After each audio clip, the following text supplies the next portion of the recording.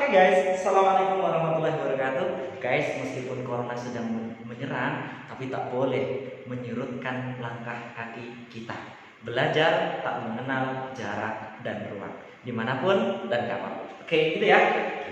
Hari ini Bapak mau membahas tentang satu pertanyaan yang sebetulnya menggelitik. Pak, seorang perempuan itu kan mengalami menstruasi setiap bulannya. Menstruasi itu peluruhan dinding rahim. Menstruasi itu berjalan bertahun-tahun loh Pak, dan itu berlangsung setiap bulannya. Apa dinding rahimnya nggak habis? Memang seberapa tebal sih Pak dinding rahim seorang perempuan? Apakah dia lebih tebal daripada tembok raksasa Cina? Nah, ini pertanyaan yang menggelitik yang mau Bapak jawab ya. Jawabannya ada di sini nih, siklus menstruasi. Ingat ya guys, siklus. Artinya kalau di situ berupa siklus, kalau ada peluruhan pasti akan ada penebalan. Oke. Yang pertama Bapak awali bahwa kira-kira siklus menstruasi yang Bapak bahas ini berjalan plus minus 28 hari, dari hari ke-0 sampai hari ke-28. Ingat ya, plus minus, bisa kurang, bisa lebih. Begitu. Yang pertama. Dan untuk mempermudah kita sepakati dulu, kira-kira ini kita buat garis pemisah di tengah-tengah. Hari ke-14 inilah terjadi peristiwa dahsyat yang namanya ovulasi. Pelepasan oosit sekunder dari ovarium. Oke, itu penandanya dulu. Nah, kemudian untuk bisa memahami ini secara utuh, Bapak jelaskan proses di beberapa tempat sekaligus. Karena memang ini proses yang seirama. Ada proses di otak meliputi di hipotalamus dan juga hipofisis bagian anterior. Tapi ada juga proses yang berlangsung di luar otak. Di mana Pak? Di ovarium dan juga di endometrium. Ini harus berjalan secara bersamaan. Kesiapan ovarium dalam mempersiapkan ovum harus diimbangi kesiapan dinding rahim untuk menerima kehamilan. Sederhananya seperti itu. Oke, bisa ditangkap ya? Mantap, kalian memang cerdas semua. Baik, untuk mempermudahnya, Bapak awali proses yang terjadi di ovarium. Siap-siap ya? Fokus. Oke, fokus. Oke, yang pertama adalah perkembangan folikel primer. Jadi ada calon namanya folikel primer di ovarium itu. Dia akan berkembang menjadi folikel degraf, folikel yang sudah matang. Nah, kira-kira hormon apa nih yang berperan dalam proses perkembangan ini? Pak, lupa Pak. Dulu kan udah pernah tuh SMP. Bapak review dulu ya. Setidaknya nanti ada beberapa hormon yang kita bahas. Yang pertama, GnRH, hipotalamus, GnRH. Yang kedua adalah FSH dan LH yang dihasilkan oleh hipofisis bagian anterior. Kemudian yang ketiga adalah estrogen dan progesteron yang dihasilkan oleh ovarium. Nah, perannya apa Pak masing-masing ini nanti? Sederhananya kan hormon memang cuma persinyalan guys. Dia suka kode-kodean kan, maka tugasnya dia cuma mengkode aja. Nah, kita bahas tadi ya. Dan yang pertama, yang berperan dalam perkembangan folikel. Sesuai istilahnya saja kita sudah bisa menerka itu. Iya, betul. 100. Apa itu? Hormon FSH, follicle stimulating hormone. Hormon yang memicu perkembangan folikel di ovarium. Pak, memang siapa yang menghasilkan FSH? Nah, jadi sederhananya begini guys. Tidak serta-merta ovarium ini kerja tanpa ada perintah, tanpa ada kode, tanpa ada persinyalan. Ada yang memerintahkan dia. Siapa? Nah, itu kan peran hormon, peran otak. Siapa? Hipotalamus dan hipofisis anterior.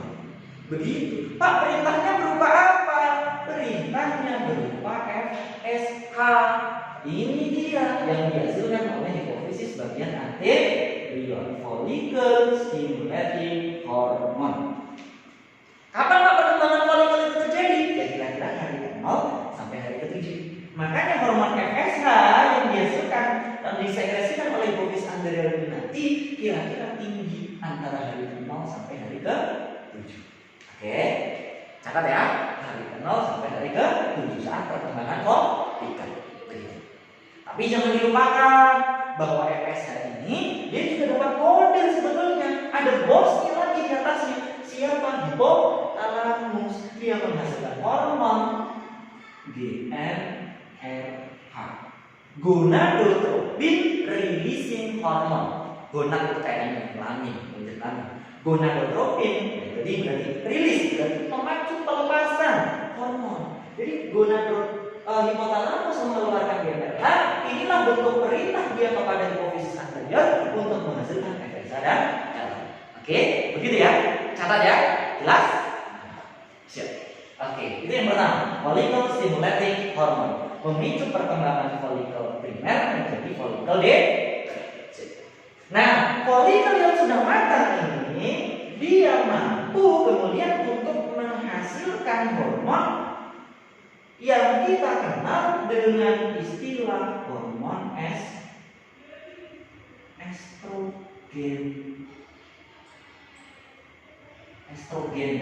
Estrogen. Pak, apa fungsi estrogen ini? Estrogen itulah yang nanti akan membuat dinding rahim atau endometrium itu semakin menebal. Makanya kita lihat nih proses yang terjadi di endometrium. Oke, karena ini tadi estrogen dihasilkan oleh folikel DH, maka kira-kira dia akan tinggi setelah hari ke-7. Nah, kalau kita amati pula proses di endometrium, dinding rahim atau endometrium yang awalnya segini nih makin tebal. Catat ya, jelas? Nah, luar biasa. Oke, itu estrogen, penebalan endometrium. Nah, estrogen ini unik sifatnya. Kalau di awal dia menjadi negatif feedback untuk GnRH, menghambat sekresi GnRH, sehingga nanti FSH dan LH turun juga. Tapi nanti ketika di tengah-tengah, berarti menjelang hari ke-14 ini dia memiliki positif feedback positif terhadap GnRH. Makanya tidak heran nanti kemudian hormon GnRH itu memicu hipofisis anterior untuk melepaskan LH, luteinizing hormone. Oke? Apa Pak peran LH ini? Lihat ini ya, grafiknya ya. LH itu luar biasa dia. Sukanya tugas-tugas nih. Nah, awalnya dikit-dikit tapi tiba-tiba menjelang ovulasi dia melonjak drastis. Pelonjakan drastis hormon LH itulah yang menyebabkan lepasnya oosit sekunder dari ovarium. Peristiwa ovulasi. Pak, peristiwa ovulasi itu hormon apa saja yang tinggi? Ingat tadi estrogen, positif feedback untuk GnRH. Jadi bukan hanya LH yang tinggi, tapi juga FSH, juga GnRH. Oke, clear ya? Oke, coba lanjut. Bisa, oke sih, mantap. Nah, ovulasi ini tadi menyisakan satu badan yang kita sebut dengan corpus luteum. Ingat ya, jadi corpus luteum ini baru terbentuk setelah ovulasi. Saling berkaitan. Luteinizing hormone, peristiwa ovulasi menyisakan luteum, corpus luteum, atau yang sering disebut dengan badan kuning. Nah, corpus luteum ini adik-adik yang dia nanti akan menghasilkan hormon progesteron. Menghasilkan hormon progesteron. Apa fungsi progesteron? Nah, ini adik-adik, kalau di ini ya guys, kalau adik-adik atau guys, saya ini dua-duanya aja lah, nggak apa-apa lah ya, adik-adik maupun guys, kita dekat ya. Oke. Corpus luteum ini selain dia bisa menghasilkan progesteron, dia juga bisa menghasilkan estrogen. Makanya tidak heran tadi kalau tadi estrogen sempat turun, dia kemudian naik lagi. kalau di Campbell dia disebutkan bahwa estrogen dan progesteron itu bekerja sama dalam menebalkan dan mempertahankan dinding rahim. Maintenance and further development of the uterine lining. Penebalan dinding rahim sekaligus menjaga biar dia nggak luruh. Makanya di akhirnya nih, menebalkan dinding rahim. Nah, dinding rahimnya menjadi semakin tebal. Artinya apa? Ovulasi sudah terjadi, siap menerima fertilisasi. Konsekuensinya dinding rahim juga sudah harus siap menerima implantasi setelah terjadi fertilisasi nanti. Begitu ya, jelas? Oke, jelas ya? Begitu. Corpus luteum. Nah, corpus luteum ini ada masanya, guys. Kalau dia terlalu lama menunggu, ngambek juga. Pak, bisa iya lama-lama pengaruh deh jadi corpus luteum. Bisa nggak dia produksi estrogen progesteron nanti? Nggak bisa. Itulah kenapa nanti akhir ini estrogen progesteron turun. Ketika estrogen dan progesteron turun, tidak ada lagi yang menjaga dinding rahim yang sudah tebal tadi. Terjadilah peluruhan dinding rahim. Itulah yang kita kenal dengan istilah menstruasi. Kapan itu? Kira-kira hari ke-0 sampai hari ke-7. Jadi proses ini siklus awalnya menebal, dan seterusnya ini, tapi kemudian ketika tidak terjadi kehamilan, tidak terjadi fertilisasi, tidak terjadi implantasi, maka dinding rahimnya itu kembali luruh, kembali ke kosong. Oke, jelas ya? Jelas. Oke. Nah, secara umum seperti itulah kira-kira siklus menstruasi. Kalau kemudian kita mau sebut fasenya, fase yang paling tengah ini tadi kan yang disebut dengan ovulasi. Dan kalau kita merujuk, artinya kalau sebelum hari ke-0 sampai ke-18 ini, hari ke-0 sampai sebelum terjadi ovulasi ini kan disebut pra-ovulasi. Kalau setelah terjadinya ovulasi berarti pasca ovulasi. Atau ada yang menyebutkan lain nanti guys. Jadi ya, jadi oke, nih merujuk pada proses yang terjadi di ovarium. Ketika terjadi perkembangan folikel inilah disebut fase folikular. Ketika dia telah mengisahkan corpus luteum, artinya corpus luteum dominan di situ. Fase luteum. Ini merujuk pada apa yang terjadi di ovarium. Lihat, Pak, nah kok ada istilah lain itu? Kok kayaknya ada fase sekretori, ada istilah proliferasi. Itu merujuk di mana, Pak? Itu merujuk di proses yang terjadi di dinding rahim. Ketika dinding rahimnya luruh, kembali tipis, kembali ke 0, itu namanya menstruasi. Di saat yang sama terjadi perkembangan folikel.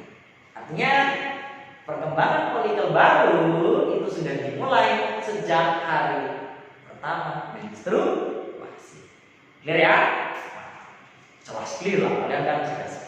Gitu. Oke, nah kemudian ketika dinding rahim mulai menebal ini disebut fase proliferasi. Ketika setelah terjadi ovulasi, estrogen dan progesteron dominan di situ, makanya kemudian disebut fase sekretori. Bisa mempertahankan dinding rahim kita akan tetap tebal. Oke, jelas ya? Jelas. Oke, Bapak coba ambil kesimpulan biar nanti kalau ada pertanyaan tidak lagi kemudian mengambang ya. Penandanya sangat sederhana. Jadi kalau DNA kan jelas ya. Perannya kan cuma merintah FSH sama LH aja. Minta FSH LH berarti tipenya di awal. Oke, gitu. Kalau FSH gimana, Pak? FSH ini F. F ini artinya flat. Rata gitu. Rata. Ya. Nah, makanya dia santuy aja di awal nih. Ya memang tinggi sih, tapi kalau flat gitu. Gitu, oke, dan nanti di tengah dia pas ovulasi juga naik ini kaitannya tadi dengan positive feedback dari estrogen. Oke, itu FSH flat kata kuncinya ya. Oke. Sedangkan kalau LH, oh sorry kita belum Bapak tulis nih LH itu ini sih hormon L low banget. Apa maksudnya, Pak? Ekspresif gitu. Ekspresif, suka ngegas. Nah, itu enak. Makanya dia ngegas pol ketika menjelang ovulasi dan saat terjadi ovulasi. Berarti ini sih, jelas ya fokus Andrea ya? Oke, sip. Berikutnya bagian estrogen dan progesteron nih. Nah, estrogen mengingatnya sederhana, punya dua pol. Kalau progesteron lebih enak lagi. Oh, dia dihasilkan oleh korpus luteum, berarti baru akan tinggi setelah terjadinya ovulasi. Oke, jelas ya? Mantap ya? Oke. Nah, saya kira cukup itulah penjelasan Bapak untuk kali ini terkait dengan siklus menstruasi. Saya kira sudah clear, jadi tidak akan ada lagi pertanyaan ya, Pak kok luruh-luruh kapan habisnya? Nah, itu tadi siklus tebal, luruh lagi, tebal, luruh lagi. Kecuali kalau memang nanti terjadi fertilisasi dan kemudian terjadi implantasi, maka dinding rahim itu akan dipertahankan tetap tebal. Jadi estrogen dan progesteronnya saja, progesteron dan estrogen ini tetap tinggi untuk menjaga kehamilannya, dia tetap kokoh, tidak mudah terjadi keguguran. Begitu. Nah, pasti ada pertanyaan, pasti kalian kepo nih, Pak kok bisa ya si korpus luteum itu kalau terjadi kehamilan kok nggak meker, nggak ngambek dia? Siapa sih yang berhasil meraih dia supaya tetap bertahan di situ? Nah, pertanyaan ini akan gue jawab di video berikutnya. Oke, thank you, mantap, terima kasih semuanya.